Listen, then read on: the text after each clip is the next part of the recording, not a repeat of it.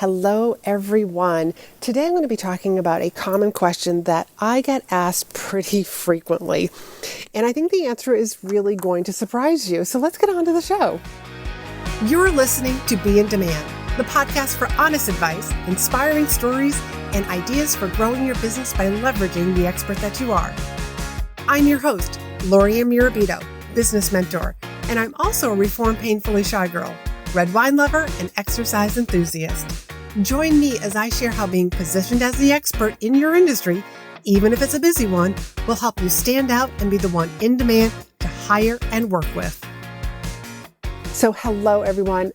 This is going to be an interesting conversation.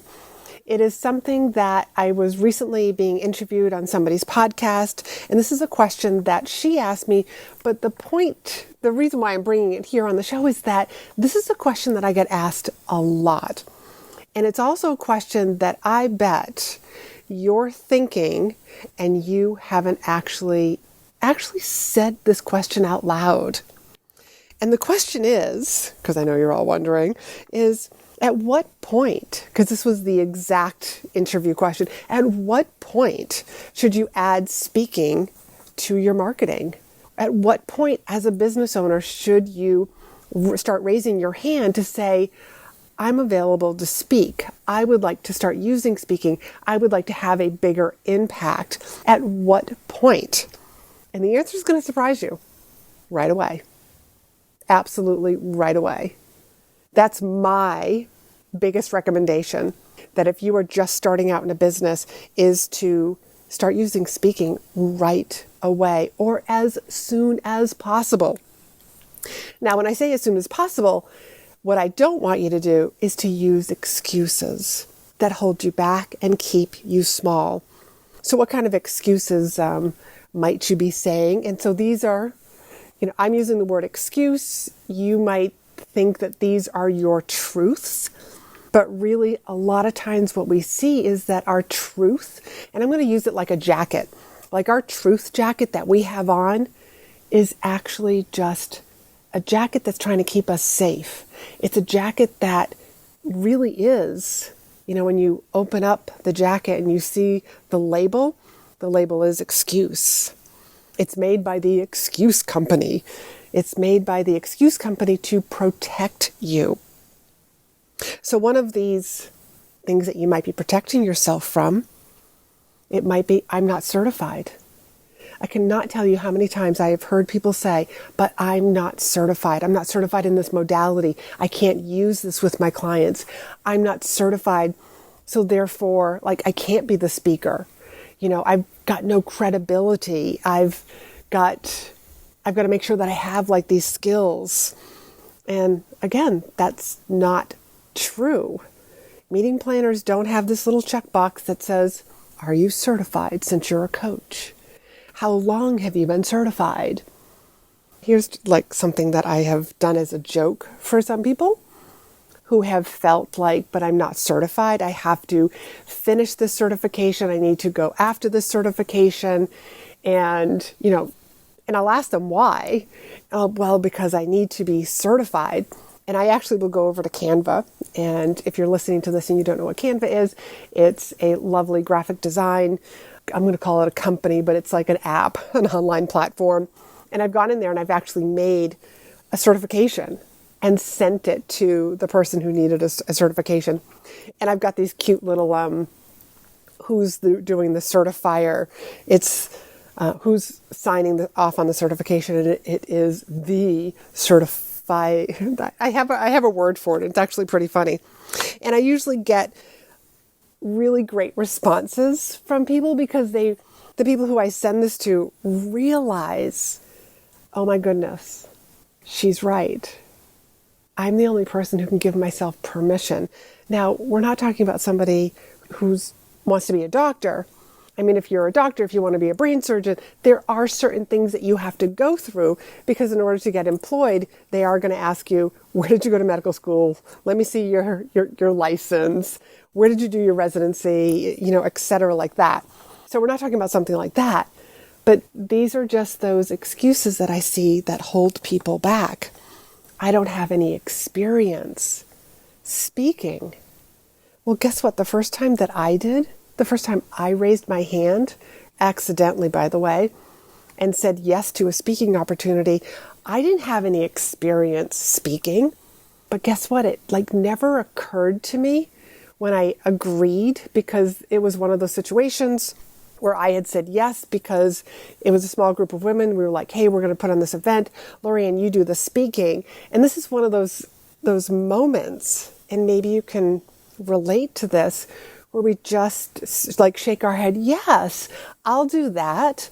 I mean, how many times have you said yes when you really wanted to say no? And by saying yes, oh my God, I'm overextending myself. I don't know what I'm doing.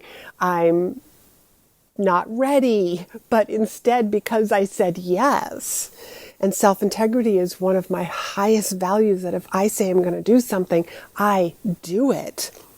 And that's what got me to do that very first speaking engagement. And when I tell you it wasn't good, it was not good. But back to, that's a whole funny story on its own, and that's one that I do share with people. And you probably have heard it. But I'm just going to go back to, it never occurred to me to think about, well, I've never done any speaking.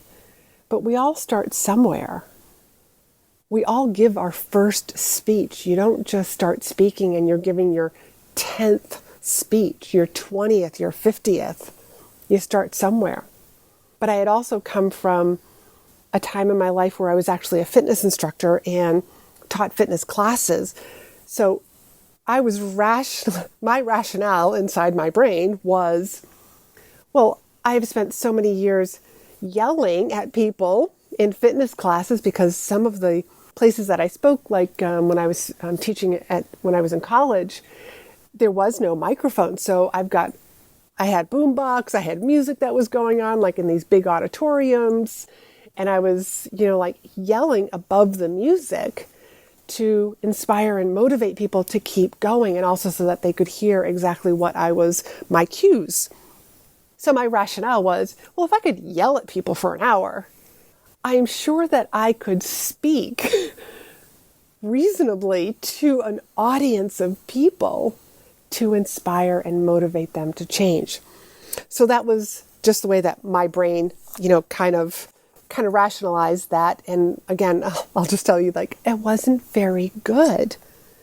I share the story with clients just to let people know that that's where I started. I started in a place where I wasn't very good. And if you've heard me talk about the 3 different types of speakers, I was definitely the college professor. And also the college professor that was trying to give out so much information, because I only had 30 minutes to speak. So it's you give them all of this information because you want them to walk away, because I don't know when I'm going to have a chance to speak to them again. And today I know that less is best. You don't have to throw so much out at people. Another reason why you might not be using speaking is that you haven't been in business long enough. I totally understand that. You haven't been in business long enough. You want more stories. You want to make sure that you have enough experience to draw on and to tell meeting planners and these other high-end masterminds that might want to have you come in and talk to their attendees, their group of people. But let me ask you, at what point do you have enough experience to raise your hand and say, I'm an expert and I've got something to share? At what point? And my hunch is you don't have an answer for that, because that's one of those someday questions. We're waiting for enough experience, but we've never actually defined exactly how much experience that is. Now, if you're listening to this and you say, well, Laurie-Ann, I have decided that's different. I've decided that I want to be in business for 6 months and then I'm going to go try it. Okay, I get that. And I just want to make sure that you actually do that. But if you're one of those people that just says, well, someday when I have enough experience, and you haven't decided how much experience that is, then just know that you're holding yourself back. Here's a great one that I hear. I don't see anybody in my industry who's speaking on this topic. And one example could be, and I use this one a lot, is like web designers, like service-based, like done-for-you businesses, copywriters, virtual assistants. And I have to say, thank goodness, so that when you do go to speak, you're actually going to stand out. Because think about it, how many times have you seen a web designer speak at a meeting? A copywriter speak at a meeting? I can only think of one person who's a web designer who I have seen speak twice. That's it. I've never seen a copywriter actually speak. I've never seen a virtual assistant speak, and virtual assistants actually, they even niche down even further. So grab that opportunity that there's not a whole lot of people that are speaking in this industry who are sharing their knowledge.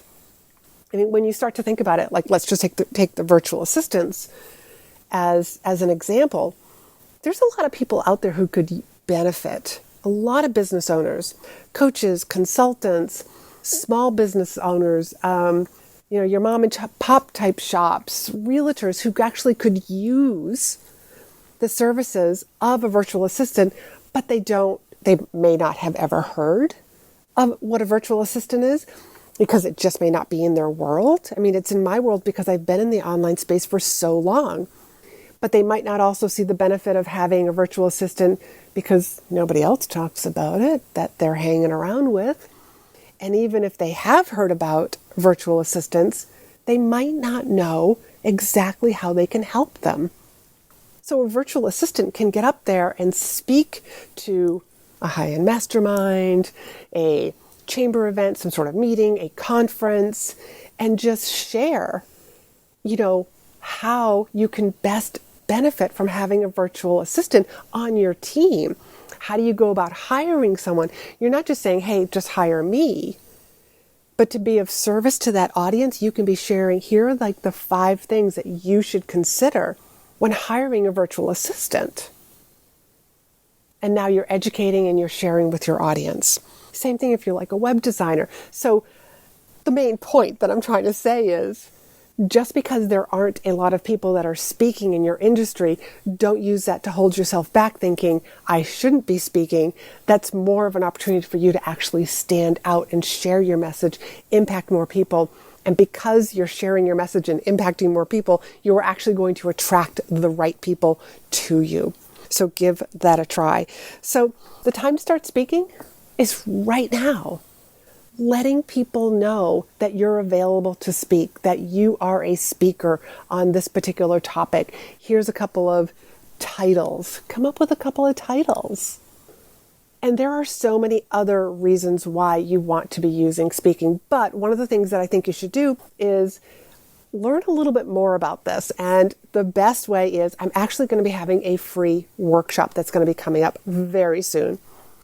And to sign up and learn a little bit more about that, because I'm offering several different workshop times, is speakandstandout.com/workshop.